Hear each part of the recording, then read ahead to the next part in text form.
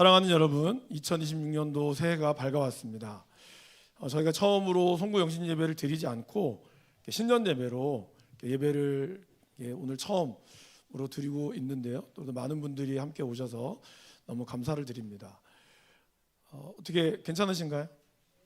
네. 요즘에 이제 교회들마다 송구 영신 예배를 드리는 교회도 여전히 있지만 또 신년 예배를 드리는 교회들도 또 많이 있습니다. 또 저희 교회도 아무래도 또 아이들도 있고 또 연로하신 분들도 계시다 보니까 너무 늦은 시간에 하는 게 조금 무리가 있을 수 있겠다. 그리고 저도 기억에 1월 송구 예배 드리고 나면 1월을 하루 종일 잤어요. 뭐 또 일하신 분들 계시겠지만 그래서 그것보다는 조금 이렇게 해보면 어떨까. 또 우리 장로님들과 함께 상의하고 하는 끝에 이렇게 신년 예배를 또 이렇게 드렸습니다. 먼저 여러분 오늘 지금 시간이 30분이거든요. 제가 사실은 설교는 1시간을 준비했는데 그러면 난리가 날 것 같아서 그렇게는 하지 않고, 그러나 오늘 저와 여러분들에게 말씀을 좀 나누는 건 그 두 가지 방향으로 말씀을 나누고 좀 준비를 했습니다. 첫 번째는 지금 제가 우리 교회 온 지 얼마나 된지 아세요? 횟수로 5년째가 됐더라고요. 2022년도 3월에 해서 22, 23, 24, 25, 26 횟수로는 5년이고 3월이 되면 만 4년이죠. 그래서 뭐 짧으면 짧고 길면 길 수 있는 시간인데 그 시간 동안 참 너무 사랑도 많이 받고 또 함께 귀한 은혜를 나눌 수 있어서 너무 감사했습니다. 그래서 저는 이제 오늘은 첫 번째는 우리가 지난 2022년도는 저희가 표를 그냥 그대로 갔으니까요. 2023년도부터 해왔던 우리의 믿음의 여정들, 그리고 2026년도의 믿음의 여정을 어떻게 시작할 것인가에 대해서 잠깐 먼저 좀 나눴으면 좋을 것 같아서 준비를 좀 했습니다. 혹시 한번 틀어줄까요? 네. 2023년도의 표가 뭔지 아십니까, 여러분? 네. 먼저 이 전체 나무의 뿌리를 한번 보시면, 사실 저는 에베소서 4장 13절에서 16절 말씀을 저희 목회의 가장 근본으로 하고 있습니다. 믿는 것과 아는 것이 하나가 되어 온전한 그리스도의 사람을 자라게 되는 것. 그래서 우리가 깊이 뿌리를 내리고 굳건히 자라며 세상을 뻗어나가며 아름다운 열매를 맺는 그러한 과정들 가운데서 첫 번째는 2023년도는 기초에 대한 부분들을 좀 나눴습니다. 그리고 24년도는 성장, 5년도는 확장, 6년도는 열매를 중심으로 갔습니다. 2023년도는 모든 것의 시작이 하나님의 주권이다라는 것 안에서 제가 오늘 우리가 첫 번째 읽었던 이사야 14장 27절까지의 말씀을 했습니다. 우리 같이 한번 이 말씀도 읽어보실까요? 만군의 여호와께서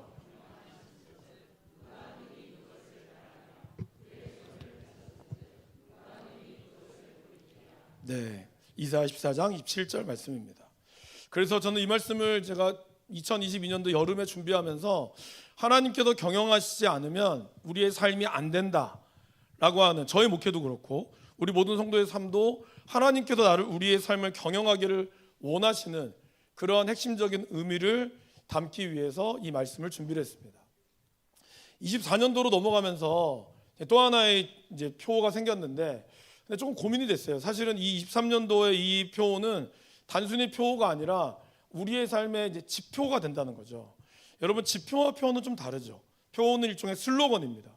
슬로건은 단기성이 좀 있는 거죠. 그래서 우리가 올해는 이거에 집중합시다라고 한다면, 지표라고 하는 것은 저와 여러분들의 평생을 가야 되는 그러한 삶의 지표가 되는 거죠.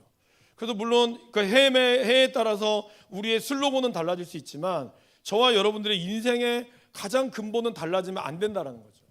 저는 그런 의미에서 2023년도에 했던 이 표를 저희의 지표로, 우리 교회의 지표로 삼아서, 여러분들 보시면 왼쪽에 보시면 알겠지만 가장 위에 여호와께서 경영하시는 교회, 하나님께서 경영하시는 교회라는 것을 제가 가지고 있는 저희 목회 우리의 교회의 영원한 지표로 삼기를 원해서 이걸 계속해서 가져갔습니다.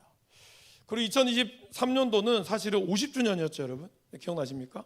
근데 50주년이어서 저희들이 50주년을 준비하면서 여러 가지 많은 것들을 또 감당했습니다. 이때 말씀 통독과 구약 파노라마, 신약 파노라마, 1:1 성경 공부 등 양육이 계속해서 진행이 됐습니다.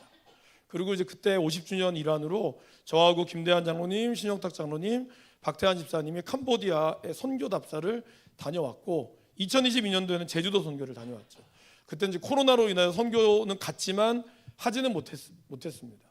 23년도에는 50주년을 기념하면서 또 부족한 저를 위임으로 세워주시고 우리 임대신 목사님, 원로 목사님으로 여러분 추대해 주시고 또 귀한 일꾼들을 세워나가며 저희들이 선교를 또 준비했습니다.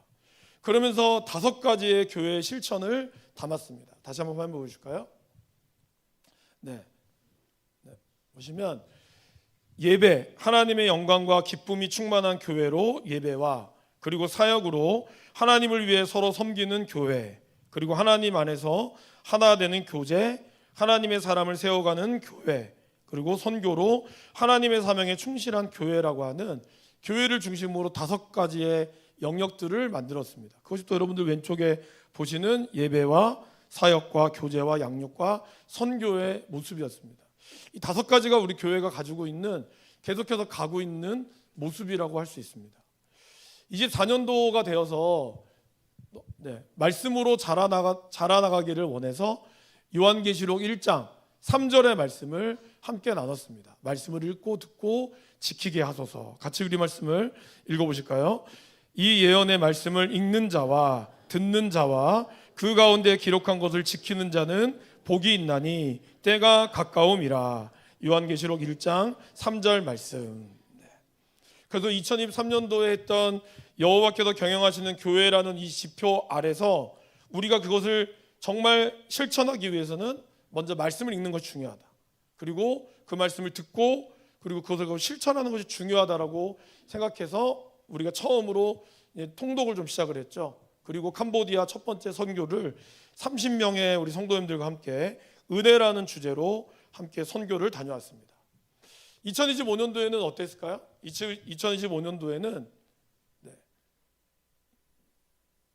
복음의 비밀을 담대히 전하게 하소서라고 하는 에베소서 6장 19절 말씀으로 함께 나아갔습니다. 우리 같이 한번 읽어보실까요? 또 나를 위하여 구할 것은 내게 말씀을 주사 나로 입을 열어 복음의 비밀을 담대히 알리게 하옵소서 할 것이니. 에베소서 6장 19절 말씀. 우리가 하나님의 말씀을 지키고 읽으면서 궁극적으로 나아가야 될 것은 교회와 성도가 입을 열어서 하나님의 복음을 전하는 것, 전도와 선교의 사명을 감당하는 것, 이것이 우리 교회에 집중이 되기를 원해서 이러한 표어를 함께 정했습니다. 그리고 이때도 저희들이 1월 달에 2번째 캄보디아 선교를 너는 꽃이야라고 하는 주제로 25명의 우리 선교팀들과 함께 다녀왔습니다. 그리고 작년에 저희들이 함께 저와 여러분들이 이러한 사명들을 복음의 비밀을 전하며 매주마다 있는 화요일날 화요 전도대와 또 우리가 통영과 남해 중평교회와 국내 선교와 해외 선교를 같이 나아갔습니다. 또한 여러분들께서 여러분들의 삶에서 또 복음을 증거하면서 우리 성도님들이 또 등록도 하기도 하시고 그런 새 가족들이 이렇게 왔었습니다. 자, 그렇다면 2026년도는 이제 어떠할까요? 6년도는 열매를 맺는 과정이죠. 제가 여러분에게 그런 얘기를 드린 적이 있죠. 우리가 저하고 이제 만남이 한 2년 3년 되니까 뭐죠? 신혼이 끝났다. 그럼 여러분 신혼이 끝나면 이제 끝났으니까 뭔가 뭐 이제 다 콩깍지가 벗겨지는 거 아니냐? 물론 그럴 수도 있죠. 그러나 여러분 보통 어떻습니까? 이런 신혼의 생활이 끝나고 나면 어떤 일이 태어나죠? 아이가 태어납니다. 결혼을 하면 물론 아이를 또 안 낳는 가정들도 있지만 기본적으로 이렇게 결혼을 하고 이제 뭔가 신혼의 생활들이 조금 루즈해질만 할 때쯤에 자녀를 하나님 선물로 주시는 거죠. 그런 자녀는 뭘까요? 또 하나의 열매인 거죠. 저와 여러분들이 그냥 신혼으로 끝났으니까 이제는 뭐 서로 풋풋한 감정이 없다, 그럼 더 이상 뭐 밋밋하다 이게 아니라 이제는 우리의 삶에서 또 다른 열매를 맺는 그런 삶의 모습이 있어야 해서 저는 오늘 바로 갈라디아서 6장 17절 말씀, 그리스도의 흔적, 우리 또 아까 인도자분께서는 또 향기라고 표현하는데 그것도 맞죠. 우리 안에 그리스도의 흔적이 그리스도의 향기로 넘쳐나야 되겠죠.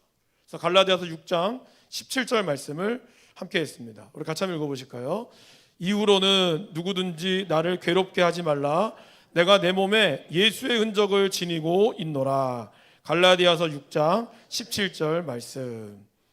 이거는 복음의 전파를 넘어서서 저와 여러분들의 삶의 개개인의 인격 속에 예수 그리스도를 닮은 거룩한 흔적, 다른 말로 표현하면 스티그마, 이것이 나타나는 성도의 모습이 되어야 한다라는 것입니다.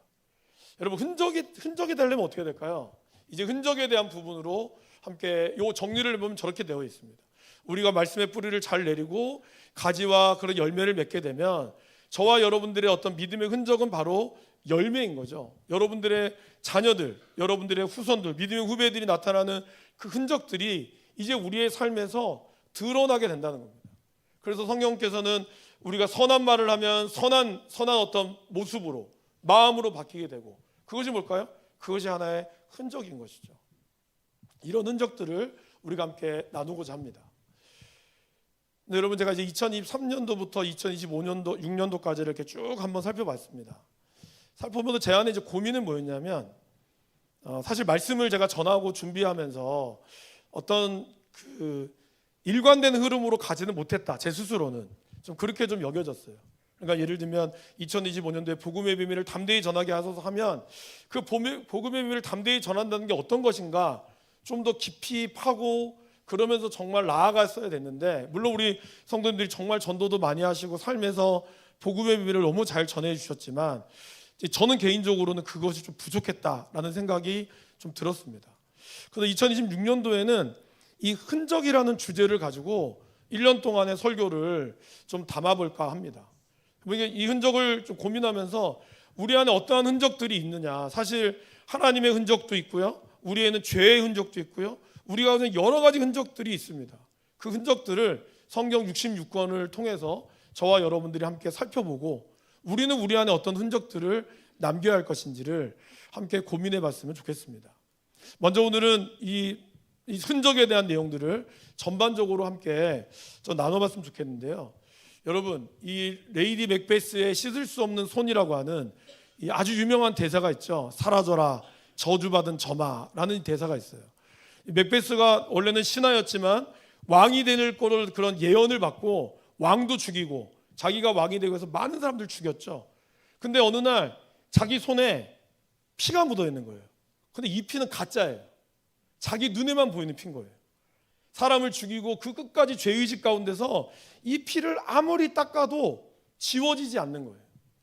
이런 어떤 맥베스의 이 유명한 이 말처럼 우리 가운데 과연 흔적이 사라질 수 있을까? 여러분, 정말 흔적도 없이 사라졌다 이런 얘기 들어본 적 있죠? 근데 정말 우리의 인생이 흔적도 없이 사라질 수 있을까요? 그러기는 쉽지 않다는 거예요. 예전에 저희 아내가 뭐 장모님을 좀 뵈러 간다든지 아니면 어디 뭐 가족들 여행을 가는데 저는 갈 수 없은 상황이어서 뭐 2박 3일로 이렇게 집을 비워놓은 적이 있습니다. 그럼 이제 항상 아내가 하는 말이 있어요. 여보, 집 깨끗이 청소하고 있어요. 내가 돌아올 때까지 깨끗이 해놓고 있어요. 얘기를 해요.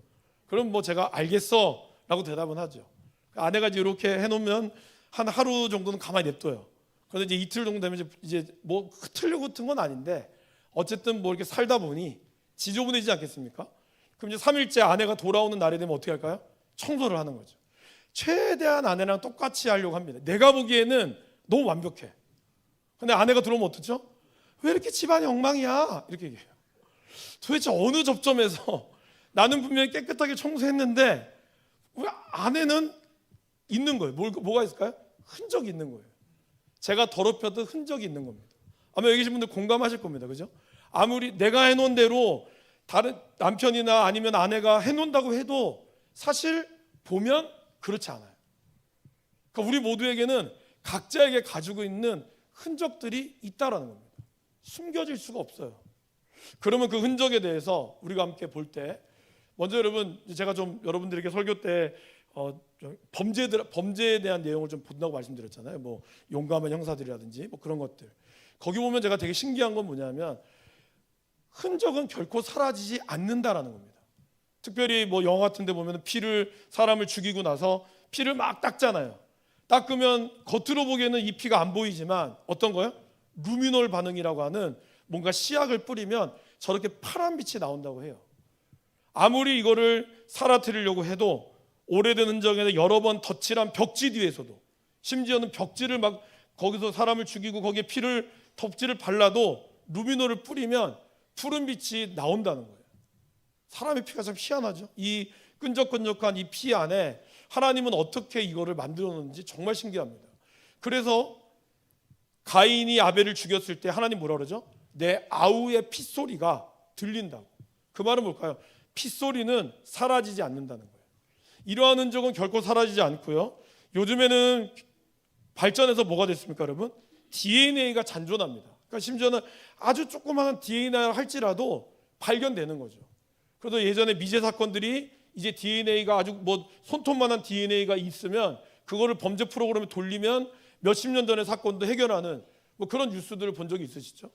그런 것처럼 이런 흔적들은 결코 사라지지 않는다는 거죠. 그래서 물리적인 피는, 우리 눈에 보이는 피는 닦아낼 수 있지만 과학이 찾아낸 데이터와 마음이 기억하는 부채가, 무엇보다 내가 사람을 뭐 해코지를 하고 잘못을 했잖아요. 그러면 내 마음 가운데 오는 지워지지 않는 흔적이 있다는 거예요. 아무리 나는 뻔뻔하게 산다고 해도 우리 마음 가운데 오는 그런 흔적들은 지워질 수 없는 거죠. 여러분들께서 동의하시진 않겠지만 제가 중학교 때부터 고등학교 3년 때까지 저희 몸무게는 60kg였습니다. 안 믿기시죠? 60kg. 얼마나 호리한지 몰라요. 그러면 제가 그때 안 먹었느냐? 안 먹지 않았습니다. 학교에서 자율학습 끝나고 10시에 오면 라면을 꼭 먹었고 아니면 뭐 떡볶이라든지 엄마가 해주는 것들을 먹고 잤어요. 그런데도 살이 안 찌는 거예요. 그래서 저는 내가 살이 안 찌는 체질이구나 라고 생각을 했거든요. 근데 고등학교를 딱 졸업하고 대학을 들어가는 순간 2년 동안 14kg가 쪘습니다. 그래서 내가 왜 쪘을까 고민을 해봤어요. 내가 고등학교 3년 동안 스트레스를 너무 많이 받았구나. 안 받았다고 생각했는데 제 몸이 스트레스를 받고 있었던 거예요. 그래서 이제 대학 가니까 몸이 좀 풀어지잖아요. 그러니까 이게 먹기도 많이 먹었지만 한 번에 14kg가 확 찌더라고요. 그래서 맨날 역류성 식도염하고 뭐 다리도 맨날 접지르고 몸무게가 못 버티니까 그런 일들이 있었어요. 우리가 눈에 보이는 그런 흔적들은 사라졌을지 모르지만 우리 안에 있는 심리적 흔적들은 사라지지 않는다는 거죠. 그거의 대표적인 내용이 뭐냐면 바로 여러분들 한 번쯤은 들어보셨을 만한 주홍글씨라고 하는 소설입니다. 혹시 아십니까? 화면 한번 띄워줄까요? 네, 저 A라고 하는 사회적 기억 속에 영원히 남는 낙인, 바로 다니엘 호손이 지은 주홍글씨라고 하는 소설이 있습니다. 이 소설에는 여러 사람들이 나오지만 크게 가장 주인공이 누구냐면 바로 이 딤스테일 목사와 함께, 그리고 또 하나는 해리슨, 이 피터라고 하는 여인입니다. 사실 여러분 이 헤스터라고 하는 이 여인은 평생 가슴에 A라고 하는 이 글자를 담고 살았어요. 이 A는 뭘까요? 바로 간통이라고 하는 어덜터라는. 사실 이 여인은 자기 남편이 죽은 줄 알고 미국으로 넘어왔다가 남편이 죽은 줄 알고 자기도 모르게 아까 딤스테일이라고 하는 목사님과 어떤 좀 부정적인 관계를 보고 아이를 낳습니다. 근데 알고 보니까 이 남편이 살아 있었어요. 근데 그것이 결국 결혼을 했음에도 불구하고 아이를 임신했다는 사실을 알려주면서 청교도 사이에서 이 여인에게 A라고 하는 글자를 낙인을 찍습니다. 이 여인은 이걸 계속 어떻게 살아갔을까요? 이런 A라고 하는 낙인을 찍었지만 이 주인공 헤스터 프리는 마을 사람들과 함께 도망갈 수 있음에도 불구하고 그는 도망가지 않고 묵묵히 선행을 베풀며 살아가게 됩니다. 또 한 명의 사람은 아까 말씀드린 대로 바로 딤스테일 목사입니다. 바로 이 헤스터와 관계를 맺었던 목사님이죠. 이 목사님은 사실 이 헤스터는 끝끝내 자기와 자기의 이 펄이라고 하는 이 딸의 아빠가 누구인지 말하지 않아요. 계속 궁금히 얘기합니다. 너와 함께 한 사람이 누구냐? 그는 끝까지 이 딤스테일 목사님을 숨깁니다. 말하지 않아요. 그런데 딤스테일 목사님 그러기 때문에 A라는 글자가 없겠죠. 근데 그 스스로가 늘 절망에 빠져 있었어요. 죄책감과 그런 마음으로 오히려 헤스터는 사람들에게 오픈함으로써 처음에는 저주를 받고 처음에는 막 온갖 욕을 받았지만 그는 선행을 베풀면서 나중에 저 A라고 하는 글자가 엔젤로 바뀌어요. 사람들이 인식에. 처음에는 뭐 부정한 여인이라는 A라는 뜻에서 나중에는 저 여인은 천사다라는 의미로 바뀝니다. 그런데 딤스테일은 어땠을까요?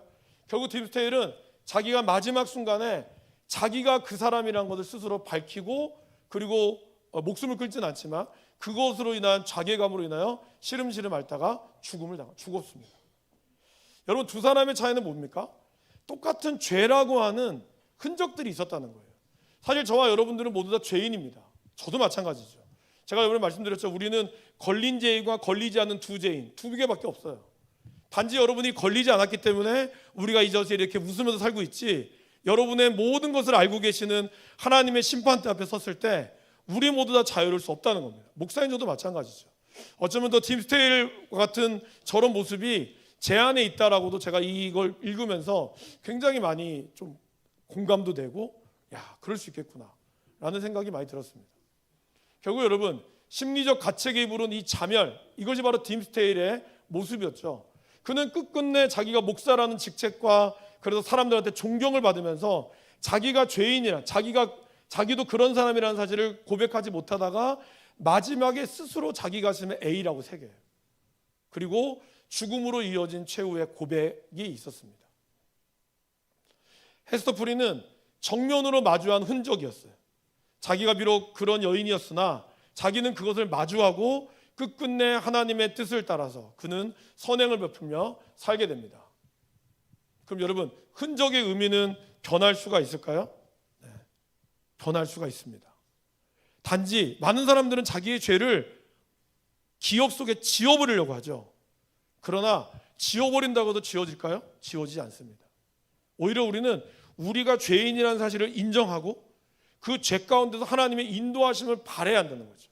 결국 팀 스테일 목사는 자기가 죄인이라는 사실을 끝끝내 인정하지 않으며 평생 괴로워하다가 그는 마지막 순간에 자기가 죄인인 걸 고백하고 그렇게 죽음을 맞이했습니다. 반대로 헤스터는 처음에는 죄인이라는 사실에 낙인이 찍혔으나 오히려 시간이 가면 갈수록 그녀의 이름은 저기 보이시죠? 엔젤, 천사라는 별명이 붙었다는 거예요. 똑같은 A라고 하는 단어가 어떻게 그들의 삶에 나타났을까? 결국 우리가 죄인이라는 사실을 인정하지 않으면 저와 여러분들은 이 죄의 흔적을 결코 지울 수가 없다라는 것입니다. 여러분들이 물리적으로는 지울 수 있고 여러분의 신분을 숨길 수도 있고 여러분의 이름을 바꿀 수도 있을 수 있어요. 나를 모르는 저 나라에 멀리 가서 살 수 있어요. 하지만 여러분들이 가지고 있는 그런 심리적인 내 안에 가는 이 죄책감은 사라지지 않는다라는 겁니다. 우리가 그것을 온전히 우리의 고백 가운데 나타내는 것, 그럴 때 그 흔적은 죄인의 흔적에서 하나님이 주시는 그런 하나님의 자녀의 흔적으로 바뀌게 된다라는 것이죠. 그것이 저와 여러분들이 이번 1년 동안 우리가 함께 나누고 다뤄야 될 모습이라는 거죠. 우리 모두가 죄인이라는 사실. 뭐 크게 도둑질한 것도 아니잖아요. 그렇지만 우리 모두가 하나님 앞에서 근본적으로 죄인이라는 사실을 우리가 인정해야 한다는 겁니다. 우리보다 연약할 수밖에 없다는 걸 인정해야 하는 거죠. 자, 오늘 본문으로 다시 봐서 여기 그거죠. 같은 흔적이라는 거지만 운명이 달라진 거예요. 죄는 숨기면 파멸이 되지만 죄를 마주하면 저와 여러분들이 오히려 그 죄 가운데서 우리를 성장시켜주는 모습이 된다라는 것입니다. 그렇다면 여러분, 모든 흔적은 죄의 결과일까요? 사도 바울의 모습을 보면 그렇지 않죠. 오늘 사도 바울은 갈라디아서 6장 17절에 뭐라고 얘기하고 있습니까? 나를 괴롭게 하지 말라. 내 안에 그리스도의 흔적을 지니고 있다라고, 저 스티그마라고 하는 단어를 씁니다. 원래 스티그마는 죄인들이 이 노예가 인을 찍는 거 있죠. 저건 내 거다, 소유라고 하는 인을 찍을 때 그때 나타나는 게 바로 스티그마입니다. 사람들 감추고 싶겠죠. 내가 이 죄인이라는 사실을 그는 감추고 싶을 겁니다. 그런데 바울에게는 오히려 이것을 자기가 감추지 않고 하나님 안에서 고난을 이겨낸 승리의 흔적으로 재해석되고 있다라는 겁니다. 그래서 바울은 내가 흔적을 가지고 있다는 사실을 굉장히 자랑하고 나아가고 있어요. 바울이 말한 흔적은 복음을 전하다가 얻은 이 매질, 수많은 이 강도의 위협과 태형과 이런 매질을 당했잖아요. 그런 것들이 오히려 바울에게는 자기에게 영광스러운 낙인이라고 선언했던 것입니다. 그래서 바울은 내 몸의 흔적을 지니고 있다. 이것은 나의 모든 것에 그리스도의 흔적이 있다라는 것을 바울은 고백하고 있다는 겁니다. 그 우리 안의 흔적은 뭘까요? 내 언어 속에서 예수님이 영광스럽게 나타나기를 원해야 한다는 거죠.